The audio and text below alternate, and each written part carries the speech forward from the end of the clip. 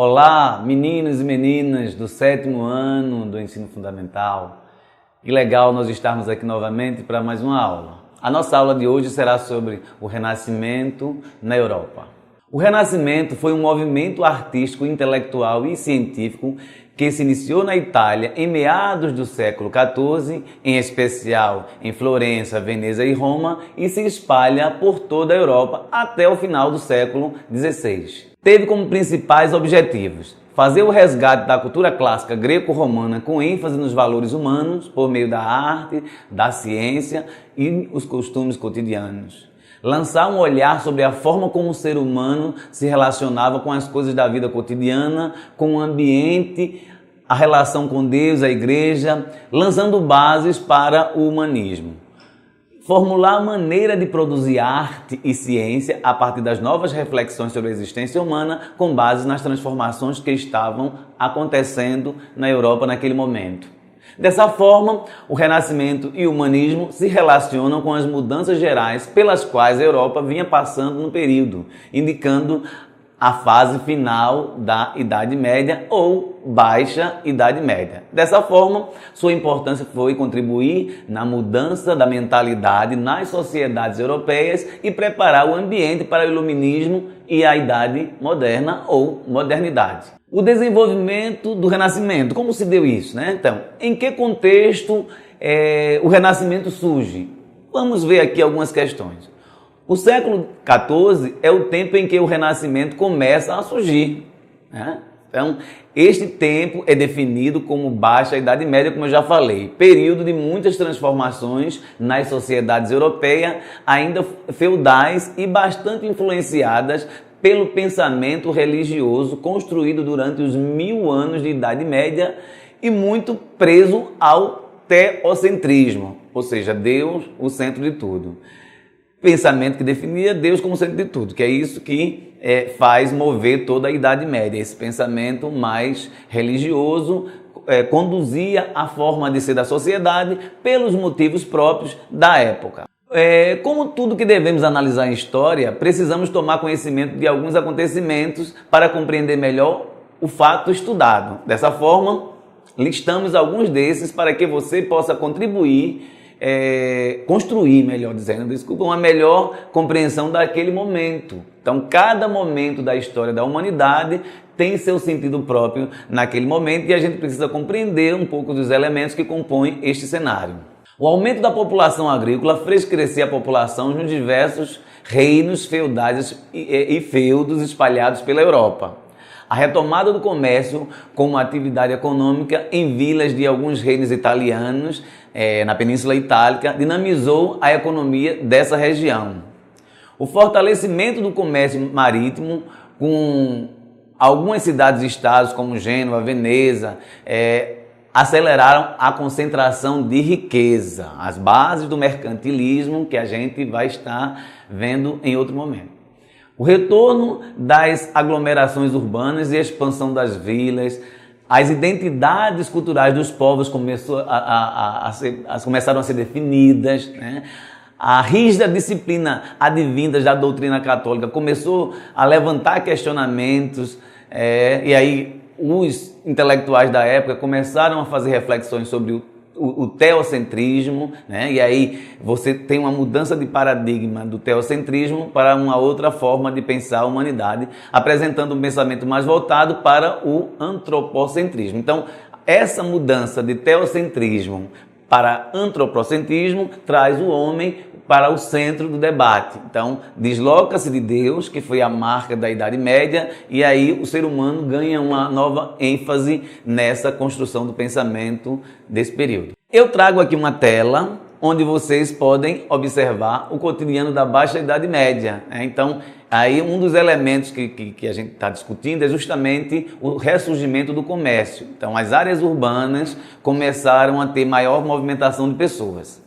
Uma das coisas interessantes em história é que a imagem nos ajuda a compreender o momento. Então, a pintura é a forma como a arte se manifestou em determinado momento. E ali nós percebemos a feira, na primeira imagem ali que nós temos do lado esquerdo, nós temos a movimentação das feiras e depois os pátios de mercados. Então, na verdade, é uma cena que se repete em 3 imagens diferentes, mas que o objetivo é fazer com que vocês observem qual era o registro que nós temos da movimentação do fim da Idade Média naquelas localidades que estavam entrando em processo de urbanização ou retomando essa urbanização na Europa. E aí nós temos a arquitetura e a arte medieval, somente também para vocês se fixarem. Então, a tela que eu trago agora, ela apresenta algumas imagens da arquitetura e da arte no período medieval. Então, os estilos gótico e românico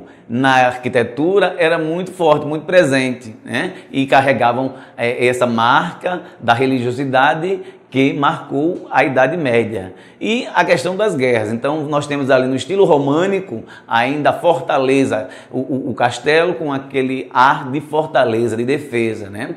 Também essa igreja de Notre Dame, acima, ela é uma igreja que carrega também esse peso, né, do concreto, dos traços românicos. Já o castelo abaixo, ele é pontiagudo, ele traz a marca do estilo gótico, também muito presente, principalmente no leste europeu. E nós temos aí uma pintura que também nos leva a compreender que o peso da arte e da arte plástica naquele momento também retratava muito as questões religiosas. Então as imagens são parte do registro histórico que nos ajuda a compreender a história em cada um dos seus momentos. Como era percebida essa antiguidade greco-romana pelos artistas intelectuais renascentistas? Então, a gente fala isso aqui hoje, no século XXI, mas como é que os artistas renascentistas ali do século XIV e XV pensavam isso? Um ambiente de tensões medievais que causou o fechamento das cidades e diminuição drástica do comércio e dos centros urbanos, via-se a possibilidade de mudanças. Na arte, o que inspirava era a suposta grandiosidade da Grécia e Roma antigas. A Grécia era compreendida como berço do conhecimento filosófico, de grandes filósofos, de sociedades organizadas, onde havia mais liberdade humana. Roma era lembrada pela grandiosidade de sua expansão, da organização social, política e dos grandes líderes, das grandes conquistas, né? Então, a imagem que os intelectuais do fim da Idade Média têm da antiguidade é algo muito grandioso, e isso vai repercutir profundamente no pensamento renascentista. Enfim, uma imagem grandiosa do passado que exalta as qualidades e a perfeição humana, bem como a forma de se produzir conhecimentos, foram resgatadas pelos renascentistas. Então, eles vão fazer esse resgate dessa imagem. E aí eu trago aqui nessa tela imagem da antiguidade clássica greco-romana, né? Porque aí você tem os documentos que estão lá em edificações. Qualquer pessoa que tiver condições de viajar para a Europa ou qualquer outro continente do mundo onde tem povos antigos, a gente vai ver o seu registro, a sua marca lá. Então hoje nós temos ainda ali, obviamente são gravuras, mas outras... as esculturas ali presentes, elas são de mais de 1000 anos, mais de 2000 anos, e elas permanecem. E aquela imagem também dos grandes templos gregos, que caracterizam aí a Grécia clássica. Então, essas imagens e o tipo de técnica utilizado na produção das esculturas, por exemplo, vão influenciar muito os renascentistas. Então, o Renascimento e a arte. Vejamos aí, já que o Renascimento ele tem uma marca muito grande da questão artística-cultural, então essa relação, o Renascimento e a arte. Florença, Roma, Veneza são cidades-estados italianas. Então, vamos voltar aqui um pouquinho. O que seria uma cidade-estado, né? Uma cidade-estado. Então, Estado é um entendimento que nós temos hoje dentro da ciência política que designa um território com um governo, com legislação, com uma população específica, né? Sob o controle desse governo, com forças armadas. Então, essas são algumas características do que seria Estado. Isso é o pensamento moderno sobre Estado. E então, a Itália, a Península Itálica, aí vocês podem ver em geografia também, o que é península, para ir também ampliando esses conhecimentos e interligando. Então a Península Itálica, ela não era o que nós conhecemos hoje, a Itália. Essa Itália, ela se formou enquanto nação no mesmo território no século XIX, final do século XIX. Essa Itália ali era formada por cidades independentes, cidades que algumas delas mantinham uma rede muito intensa de comércio, mas as cidades, por terem governos próprios, elas eram definidas como cidades e estados, né? Então, Florença e Veneza são duas dessas grandes cidades e estados italianas. Elas foram locais onde o Renascimento começou. Essas cidades realizavam o comércio marítimo. O comércio trazia as mercadorias habituais, como especiarias, tecidos, tapetes, novidades dos grandes centros asiáticos, né? A Índia, a China, para movimentar o comércio nas vilas dessas cidades aqui que estavam ressurgindo na Itália e na Europa. Esse comércio em grande distância via mar Mediterrâneo gerou grande acúmulo de riqueza nestas cidades. Aí é o surgimento da burguesia. A burguesia comercial, que são os primeiros grandes capitalistas, eles começam a surgir a partir desse comércio em longa distância que os italianos promoviam. Com a expansão dos centros urbanos, artistas de outras regiões da Itália e da Europa migraram para essas cidades, iniciando uma movimentação cultural diferente. Então, Florença, Veneza vai se transformar em cidades cosmopolitas, né? Cidade que recebe pessoas de culturas diferentes, mas com um centro de produção cultural e aí, obviamente, de renda, as pessoas vão correr para lá. Eu trago para vocês nessa tela também duas imagens das pinturas medievais, retratando um pouco o que era Veneza na Idade Média ali, que é justamente esse finalzinho que a gente está pegando, né? Então, Veneza, que é muito comparado com Recife, a cidade dos canais, que cortam, a cidade cortada por canais. Então, essa aí é uma imagem que vocês podem utilizar para reportar-se um pouquinho no tempo e perceber isso. A qualificação técnica da arte e os mecenas. Quem são esses mecenas, né? A pretensão de resgate das tradições greco-romanas permitiu que os artistas se inspirassem nas esculturas clássicas, por exemplo. Dessa forma, o rigor técnico na produção das peças de arte reproduziram o ser humano com riqueza de detalhes, exibindo sempre corpos com portes atléticos, mesmo de personagens sagrados ou aparentando uma certa idade. Essa forma inaugura uma nova maneira de pensar e produzir arte, atraindo o interesse de mecenas. Os mecenas eram os grandes comerciantes. Poderiam ser papas também, porque aí você tem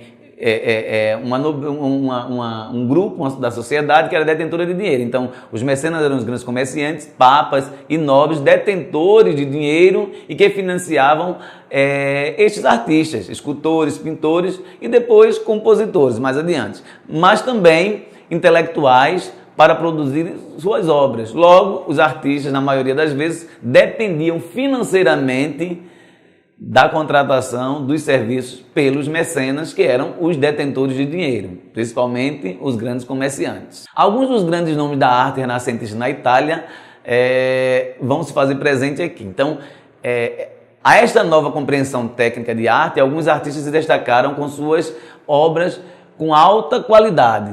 Então a gente cita aí Michelangelo de Buonarroti, Leonardo da Vinci e Rafael Sanzio. Leonardo se destaca também pelas investigações científicas e tem muitos registros das pesquisas científicas de Leonardo da Vinci. Então, observando essas imagens das pinturas e esculturas de Michelangelo, aí tem La Pietà, a Senhora, a Mãe de Jesus, com ele morto nos braços, né? La Pietà. O Juízo Final, que é essa imagem do meio, que é a forma como os renascentistas retratavam a questão religiosa, né? E a criação de Adão por Deus. O que conseguimos identificar aí quanto à técnica e à temática? Então, essas imagens, elas passam algumas coisas, né? Então, o que é que a gente pode ver?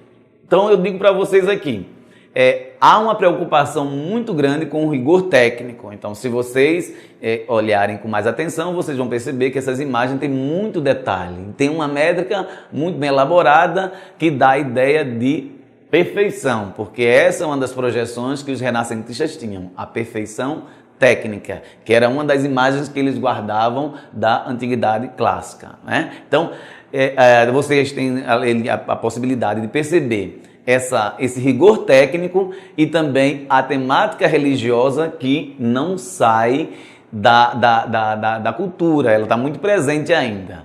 Só que tem outras possibilidades de análise. Por exemplo, o quadro que é a criação de Adão por Deus. Adão tem um corpo escultural, e aí esse detalhamento do corpo é justamente resgatando aquelas tradições gregas das Olimpíadas. Então, as esculturas da antiguidade romana e grega influenciaram muito para se pensar o ser humano com esse ar de perfeição. Agora, algumas imagens da obra de Da Vinci. A Última Ceia, O Homem Vitruviano e Mona Lisa. O que elas têm em comum com as de Michelangelo? O que as diferencia? Então, as imagens ali podem ajudar a gente a ficar refletindo sobre o conhecimento histórico, né? Então, elas têm em comum essa questão da preocupação com a qualidade técnica. Então, são obras que a gente pode chamar dentro da compreensão artística, e eu não sou artista, mas aí a gente tem um bom senso, são feitas com muita qualidade. Muita qualidade. Mas aí nas obras de Da Vinci já vem o elemento enigmático. Até hoje, muitos pesquisadores ficam tentando descobrir quem foi a Mona Lisa de verdade, né? E ali no meio dessas três imagens você tem o homem vitruviano. Aí a ideia de perfeição, de equilíbrio humano que Da Vinci tentou passar ao produzir essa obra. O pensamento científico no Renascimento. O pensamento científico na época da Renascença foi orientado pelo racionalismo e pelo experimentalismo. O racionalismo se propunha a explicar as coisas de forma racional por meio da comprovação científica. Então, a ciência começa a ganhar um peso aí no finalzinho da Idade Média. Já o experimentalismo se propunha a buscar novas formas e conceitos para explicar o mundo. Então, você vê aí no surgimento no aspecto científico, no aspecto da produção intelectual, as novas formas de pensar a produção de conhecimento que começa a se desenhar com o Renascimento. Então, vem aí também o humanismo. O humanismo surgiu na Itália, ali num ambiente do Renascimento, e se espalhou pelo resto da Europa, chegando à Espanha, Portugal, França, Inglaterra e aqui outros países europeus, inclusive do leste, que não estão citados ali. Todos os humanistas se inspiraram na antiguidade e nas grandes obras clássicas e buscaram estudar as obras em grego, latim e hebraico, línguas não faladas mais, né? Então, línguas aparentemente extintas, eles resgataram para poder garantir a fidelidade desse conhecimento, né? Mas os humanistas deram ênfase aos contos heróicos. Então, por exemplo, nós temos aí Luís de Camões trazendo os contos heróicos de Portugal. Eles também fazem crítica à sociedade medieval, como Miguel de Cervantes fez com Dom Quixote, aí questionando o cavaleiro medieval e trazendo uma série de críticas à sociedade. E também projetavam o mundo ideal, né? Então, os artistas, os intelectuais medievais, eles também estavam projetando uma nova sociedade. E aí a gente destaca, assim, por alto, alguns países europeus e aí alguns artistas dessas localidades nesse período, né? Na Espanha se destacou Miguel de Cervantes, né? Ele de 1547 a 1616, aí é a data de nascimento e morte dos personagens citados, né? E então a sua obra foi Dom Quixote. Em Portugal, Luís de Camões, de 1524 a 1580, com Os Lusíadas, que aí narra os feitos históricos da construção da nação portuguesa, né? Na Inglaterra, Thomas More, né? Com a Utopia, e William Shakespeare, né? Romeu e Julieta, Otelo, são algumas das obras conhecidas renascentistas aí desses ingleses, de William Shakespeare. E outros na França, François Rabelais, com a Gargantua e Pantagruel, defendia a liberdade humana e a não repressão dos sentidos. Então, esse ideal de liberdade, ele começa a surgir aí. Lá na frente a gente vai ter o liberalismo, vai ter o iluminismo, iluminismo, mas o Renascimento ele tem um papel fundamental na construção desses ideários dentro da Europa. Então, recapitulando um pouco isso que a gente conversou aqui, o Renascimento foi um movimento cultural que aconteceu na Europa entre os séculos XIV e XVI, iniciando nas cidades italianas de Florença, Veneza e Roma, e depois chegou nas outras nações europeias, que teve como objetivo o resgate do conhecimento histórico, cultural da antiguidade clássica greco-romana. Isso é um dos elementos. O movimento surgiu num ambiente de transformações onde a parte mais continental da Europa vivia o fim da Idade Média. O fim do período medieval acontece com o surgimento do comércio, do aumento populacional, do surgimento de novos centros urbanos, do acúmulo de riqueza pelos grandes comerciantes, pelas novidades científicas e mercadorias vindas do Oriente, criando um sentimento de mudanças nas consciências, em especial dos artistas, intelectuais e comerciantes. Então, esses são alguns dos fatores que vai criar um ambiente novo na Europa, como aconteceu, por exemplo, hoje, fazendo uma correlação de momentos históricos. Então, com o surgimento da internet, das redes sociais, com as pesquisas em cima de células-troncos, então foi que se criando uma expectativa de mudança significativa na história da humanidade. Então, naquela ocasião, o sentimento que se tinha na Europa durante o Renascimento é mais ou menos parecido com isso.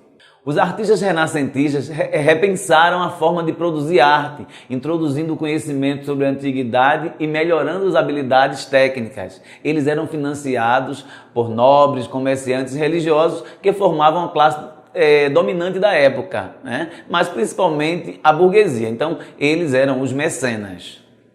O Renascimento influenciou na forma de fazer arte, no pensamento filosófico, com o humanismo e a nova forma de compreender a humanidade fora do olhar religioso e na ciência, com a introdução do pensamento racionalista e experimentalista que contribuiu no surgimento da visão antropocêntrica e da teoria heliocêntrica, que tinha o Sol como o centro do universo. Então, isso aí também vai surgir nesse momento de desenvolvimento renascentista. Este movimento marca o fim da Idade Média e o início da modernidade, influenciando a eclosão de reformas como a protestante e o surgimento da filosofia humanista. E aí eu trago para vocês, para a gente estar aqui finalizando essa conversa de hoje, algumas questões, onde a gente vai estar respondendo aqui, mas eu também deixo sugestões para que vocês elaborem questões em cima desse conteúdo e de outros, porque ajuda vocês a formular o conhecimento. Então vejamos algumas dessas questões. Em qual momento da história europeia acontece o Renascimento? Então a gente sabe que esse momento é justamente o fim da Idade Média, em século XIV e século XVI. Aí é um período um pouco longo, né? Mas o Renascimento ele vai se dar nesse período. A questão 2. Quais os principais acontecimentos que influenciaram o Renascimento? Aí a gente sabe que foi o ressurgimento do comércio. Com o ressurgimento do comércio, você teve o dinamismo, um novo dinamismo nos centros urbanos e a economia se acelera. E aí você tem um conjunto de mudanças que começam a acontecer e que vão ser muito característicos do período e que vão ser fundamental para o Renascimento. Aí então temos aqui a terceira questão. Quais os conhecimentos em que o Renascimento mais influenciou? Então, na arte, a gente pode dizer que na arte, porque mudou a concepção de arte, o rigor técnico passou a fazer parte disso, independente desse resgate das tradições clássicas, mas o que se buscou na antiguidade foi justamente esse conhecimento, essa produção de conhecimento a partir da arte, que foi durante muito tempo esquecida. Mas também o conhecimento científico, ele começa a vir à tona, né? Então, o conhecimento científico fez surgir o racionalismo, e o racionalismo deu muita base para a nova compreensão sobre a humanidade. Então, temos aqui a quarta questão aí.